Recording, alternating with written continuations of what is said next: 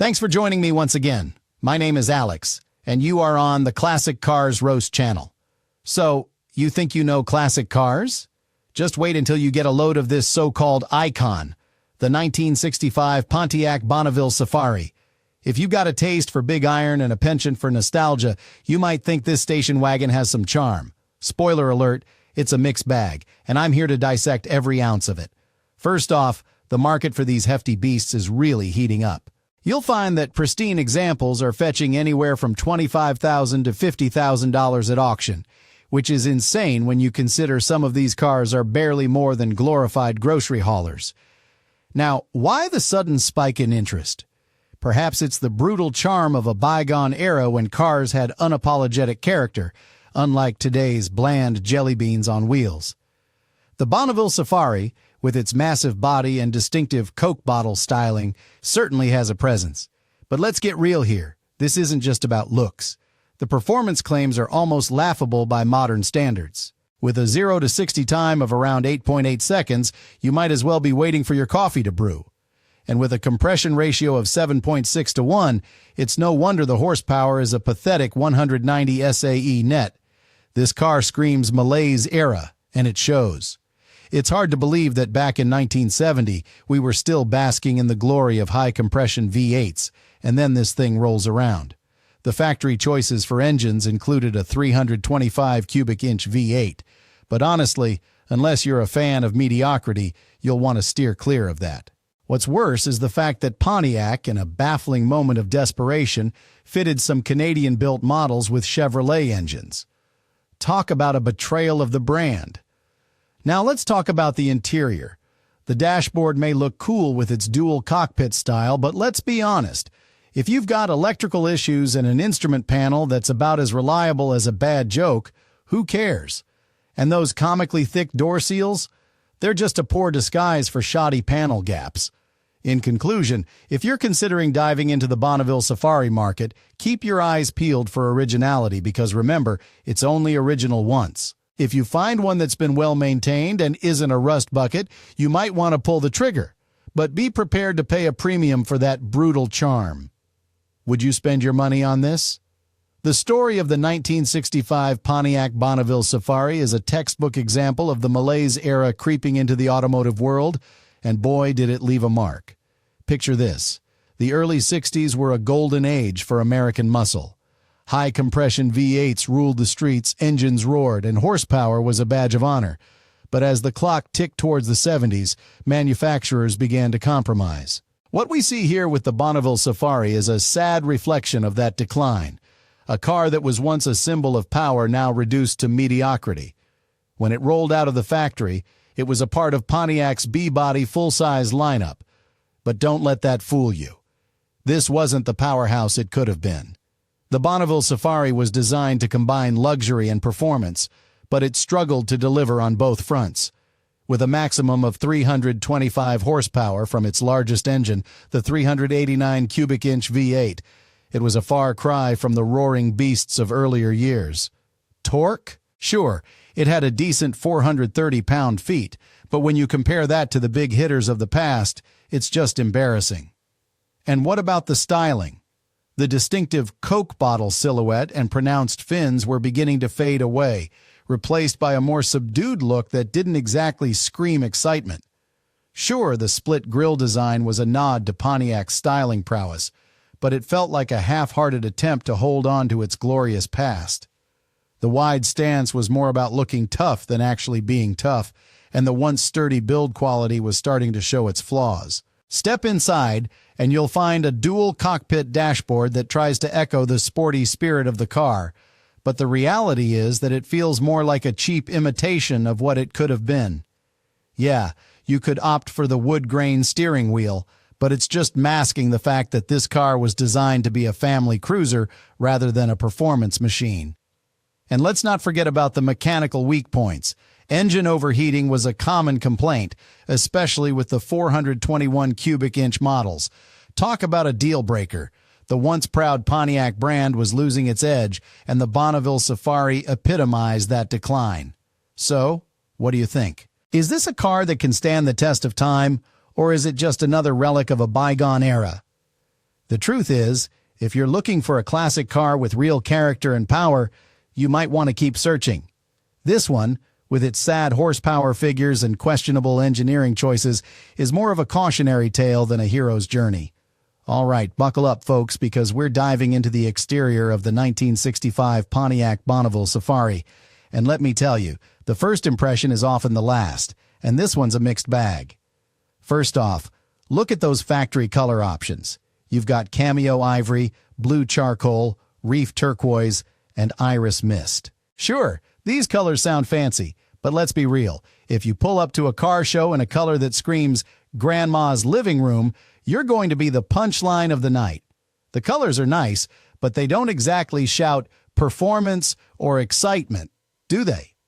Now, let's talk about the body lines. The Bonneville Safari sports that wide stance with what they call Coke bottle styling. But let's not kid ourselves. It's more like a bottle that's been sitting on the shelf for too long. The pronounced fins that used to make these rides look fierce have been dulled down compared to earlier models.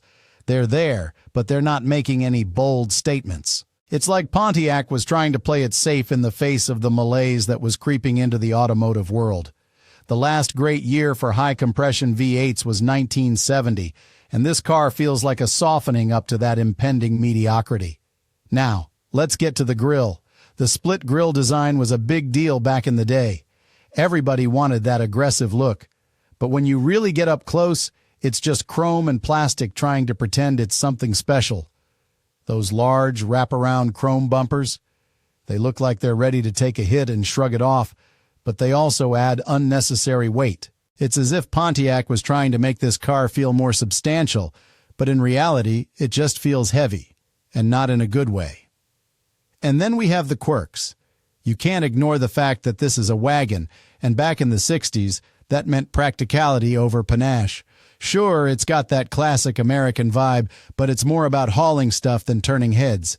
If you're looking for a car that can make your heart race just by looking at it, you might want to keep scrolling. The Bonneville Safari is solid, but it doesn't have that brutal charm that gets your blood pumping. So, what's the takeaway here? The exterior is a blend of nostalgia and mediocrity, wrapped in a body that's trying to hold on to a legacy that's slipping away. For me, it's a hard pass unless you're a die-hard Pontiac fan. Would I buy a Bonneville Safari based solely on its looks?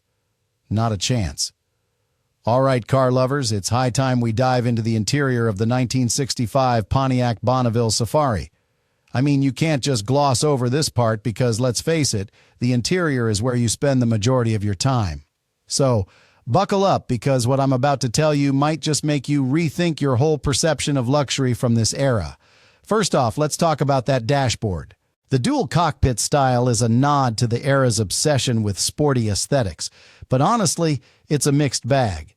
The horizontal layout of gauges looks nice in theory, but in practice, it can be a bit of a chore to read while you're trying to navigate the road. And don't even get me started on the quality of the materials. You can feel the corners were cut. Everything feels a bit too plasticky for a car that's supposed to scream luxury. It's like Pontiac thought, hey, let's slap some chrome on this and call it a day. But here's a shocker. If you're lucky enough to find one with the wood grain steering wheel, congratulations. You might just feel a hint of that classic American vibe until your fingers get sticky in the summer heat. Now, what's the smell like? That's where nostalgia kicks in. There's nothing like the aroma of old vinyl and slightly faded upholstery, but with age comes a certain mustiness that can be off-putting. If you've ever been in a vintage ride, you know exactly what I'm talking about. It's that blend of old car, dust, and maybe some spilled soda from a road trip long gone. If you're sensitive to smells, consider this a red flag. Comfort? You've got bench seating as standard, which is about as comfortable as a couch from your grandmother's living room. Sure, it's spacious, but if you're looking for a snug, supportive ride, you might want to seek out the optional bucket seats. Those are like the upgrade you never knew you needed. They give you a bit of side support, which is crucial for a car that can roll like a boat in the corners. And let's not skip the options. Power windows? Check. Air conditioning? A novelty back then, but it's a game changer now. You might think, why would I care about air conditioning? But if you live in a warm climate, You'll realize that sweating through your shirt while cruising is not exactly the dream. In fact, it should be listed as a disqualifying element. In the end, the Bonneville Safari's interior is a mixed bag of charm and compromise. It has that brutal charm that draws you in, but the comfort level can leave much to be desired. Would I want to spend long hours behind the wheel? Not if I can help it. But if you find one that's in good condition and for a reasonable price, maybe the nostalgia and the cool factor might just make it worth your while. So, is this car calling your name, or does it leave you feeling cold? All right, folks, time to get down to the nitty-gritty of the engine, the heart and soul of any classic car. The 1965 Pontiac Bonneville Safari is no exception, but brace yourselves, what we're about to uncover is both fascinating and a bit disheartening. First off, let's talk about the engine options. You had a choice between the mighty 389 cubic inch V8 and the slightly more powerful 421 cubic inch V8. Sounds impressive, right? But hold on, because this is where the reality check begins. The 389 V8 is rated at a gross 325 horsepower, and while that might sound decent on paper, let's not kid ourselves. In the world of classic muscle, that's just scratching the surface. Torque? It's got a respectable 430 pound-feet, which is nice, but that horsepower number is about as inspiring as a lukewarm cup of coffee. Now, if you think the 421 V8 will save the day, think again. It boasts anywhere between 338 to 356 horsepower. Sure, that's better, but when you consider the fact that these engines were designed during an era where high-compression V8s were king, this feels like a slap in the face. And let's be brutally honest here. Where's the excitement? With a compression ratio of just 8.1 to 1, this engine is milquetoast at best, especially when you remember that the last great year for high-compression V8s was 1970. We've come a long way since then, and this kind of power just doesn't cut it anymore. The performance is painfully average, with a 0 to 60 time of about 8.8 seconds. For a full-sized car from the 60s, that's about as thrilling as watching paint dry.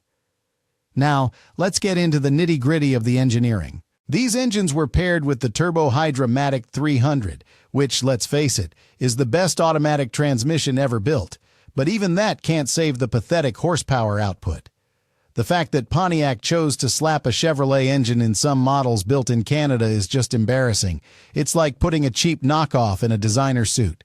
So, what do you think? Is a car with such weak engine specs really worth your time? For me, it's a tough pill to swallow.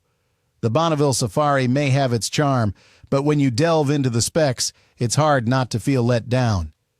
This engine, with all its quirks and compromises, is just the start of a long list of issues. If I were in the market, I'd be looking for something with a bit more muscle and a lot less compromise. All right, folks, we need to have a serious chat about the heart of the matter, the transmission and rear axle on the 1965 Pontiac Bonneville Safari. Now, this is where the mechanics step in, and trust me, it's a mixed bag of brilliance and blunders. On one hand, you have the Turbo Hydra-Matic 400, which is nothing short of a legend in the world of automatic transmissions. If you haven't heard, this baby is often hailed as the best automatic transmission ever built. With its 3-speed setup, it provides smooth shifting and can handle a hell of a lot of power. I mean, if you're going to have a big iron muscle car, why not pair it with a transmission that can actually keep up? But hold on a second, this is where the joyride takes a nosedive. You see, while the Turbo Hydra-Matic 400 is a shining star, the rear axle ratios leave much to be desired. You've got options like 2.56, 3.08, and 3.42. Sure, you can mix and match, but it's not exactly the golden era of performance gearing. These ratios are a bit on the lazy side, and if you're looking for that exhilarating punch off the line, you're going to be disappointed. This is where the malaise era really starts to rear its ugly head. 1970 was the last great year for high-compression V8s, and here we are in 1965 with numbers that are already showing a decline. Now think about it. You've got a beautiful wagon like the Bonneville Safari, but it's saddled with a rear axle that doesn't exactly scream performance. Sure, you can still get your family groceries in style, but if you're hoping to feel that rush of acceleration, you might as well be driving a minivan. Combine that with the fact that the engine overheating issues are more prevalent in the 421 cubic inch models, and you've got a recipe for disaster. So, how does this affect the driving experience? The handling is where it used to shine, but you can feel the weight of those compromises. The mid-60s cars used to handle much better than what we see in the later models. With a big car like this, you should be slicing through corners like a hot knife through butter, but instead, you're left with a clunky, lumbering beast that doesn't want to cooperate. In the end, the transmission and rear axle are crucial components that can make or break your experience behind the wheel. Would I spend my hard-earned cash on this? Honestly, unless you're a die-hard Pontiac fan or collector, the drawbacks here are pretty glaring. The turbo hydromatic is a saving grace. But everything else? Well, let's just say you could do better. All right, folks, let's get into the nitty-gritty of the suspension, brakes, and handling of the 1965 Pontiac Bonneville Safari. Now, for a car that's supposed to embody the spirit of classic American motoring, you'd expect it to handle with some level of grace, right? But here's the kicker. This car is like a lumbering giant trying to dance ballet. The suspension setup is a classic leaf spring arrangement in the back, which is as outdated as a rotary phone. Sure, leaf springs were once the backbone of American cars, but in this day and age, they scream, "I'm stuck in the past." The front uses a coil spring setup, which helps a bit, but let's be real, this is not a performance machine. It's more of a let's take it easy and hope for the best kind of ride. Now, speaking of brakes, we're dealing with drum brakes on all four corners, and let me tell you, that's a disqualifying element right there. For me, drum brakes are a clear indication of a car that's not ready to tackle the demands of modern driving. You've got a hefty wagon that weighs over 4,000 pounds, and you expect those pathetic drum brakes to bring it to a halt? Good luck with that. If you're going downhill, you might just end up praying to whatever deity you believe in. Handling?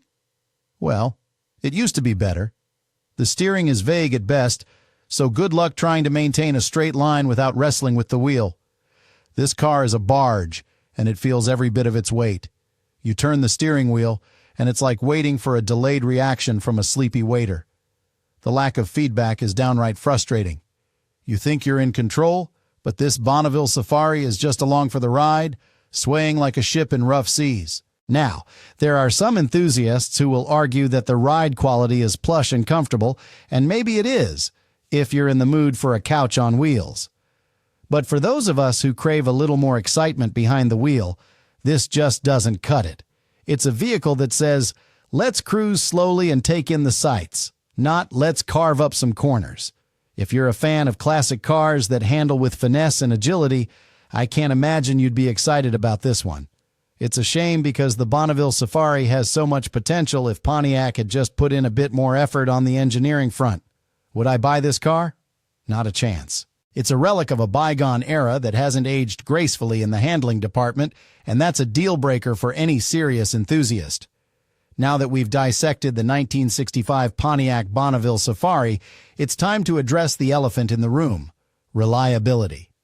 Honestly, if you're considering this car, you'd better be prepared for some headaches. This isn't just a classic. It's a ticking time bomb of rust issues and electrical gremlins. Those common rust spots? They're not just an afterthought. They're the reality of owning this beast. The trunk floor, lower quarters, and the area below the rear window are notorious for corrosion. You might think you've scored a vintage gem, only to find out it's a rust bucket masquerading as a classic. And don't even get me started on the electrical problems. If you love playing the guess what's broken today game, then this car could be your ticket to endless frustration. As for performance, it's a mixed bag. Sure, it can reach 60 miles per hour in about 8.8 seconds with the 389 cubic inch V8, but trust me, that's not what you'll remember as the highlight of your ownership. The quarter-mile time of 16.4 seconds. That's just pathetic by today's standards. It feels like you're sailing a boat rather than driving a car. So, what's the verdict? For me, the 1965 Pontiac Bonneville Safari is a curious blend of charm and chaos. It has an undeniable presence with its sleek lines and luxurious touches, but the underlying issues can be a deal-breaker. It's a classic that demands respect and a lot of patience. If you find one in decent condition, the rarity factor plays into its appeal, and the brutal charm can be quite intoxicating. Prices can range from $25,000 to $50,000, and if you're looking at auction prices, you better have deep pockets for the well-maintained models. Despite all its flaws, if you find one in good condition for a good price, buy it. Just remember, owning a classic is a labor of love, and the Bonneville Safari is no exception. So, would you spend your money on this? If you like this video, don't forget to subscribe to my channel and give it a like. Leave your comments and impressions. Your opinion is very important to me. Until next time.